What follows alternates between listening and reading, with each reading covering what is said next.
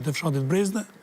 e pas nesër në fshatin Brut dhe pas 2 dite në fshatin Plav dhe kështu me radhë të gjithë 15 fshatrat mbrenda 10 dite do t'i lëshojmë. Edhe me këtë projekt do të përfundoje tërësisht, plotësisht furnizimi i qytetarëve të komunës sonë Mujt Pishëm. Shabani, investimet kapitale, 4 vjetët potenciale si kryetar. Edhe investimet kapitale janë të lidhura me prioritetet që kemi që lidhen me turizmin, blegëtorinë, shëndetësinë, arsimin. Andaj me rumbullaksu më nda kohës që ju për na ofroni, më thonë, synimi joni është investimi i vazhdueshëm ose vazhdimi i investimeve në qendra turistike, si është Zaplugja, Brodi,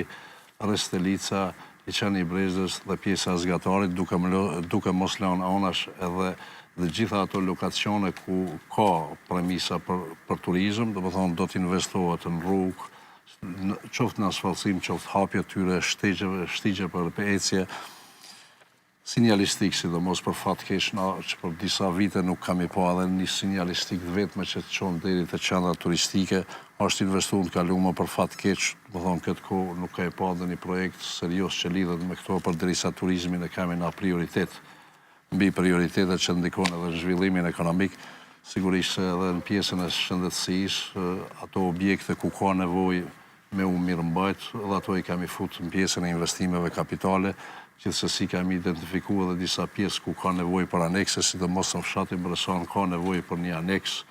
të QMF-s për lehtësim të shërbimeve.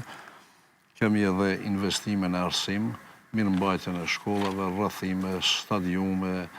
të pjesa tjetër e shërbimeve publike, gjithsesi është në vëmendjen tonë, duke përfshi edhe çështjen e ujrave të zeza, pastrimin e lumeneve, ndërthimin e urave. Qysh realizoni këtë çështjen e ujrave të zeza? Çështja e ujrave të zeza është pak komplekse, po më ju thon drejtën, ne kam parapa të hapim një konkurs pothuajse publik edhe ndërkombëtar dhe të hartojmë projektin. Deri tash nuk flasim gjithë për ujrat e zeza, por na mungon rreth par projekti. Sipas disa vlerësimeve, projekti është i kushtueshëm, prandaj mendohet se me 2-3 impionte mund të arrijmë që t'i evitojmë ujrat e zeza nga Prockat, nga Lumenj. 2-3 impionte ju duan? 2-3 impionte, mirë po projekti është i kushtueshëm për shkak se edhe komuna e Dragashit e ka një shtrime të gjatë gjeografike, vendbanimet janë larg njëra tjetrës. Kur përfundon kjo, nëse fillimisht do të hapim një konkurs për hartimin e projekteve, edhe atëherë me detaje do ta shohim, por sigurisht në 2 vite jo, do të thonë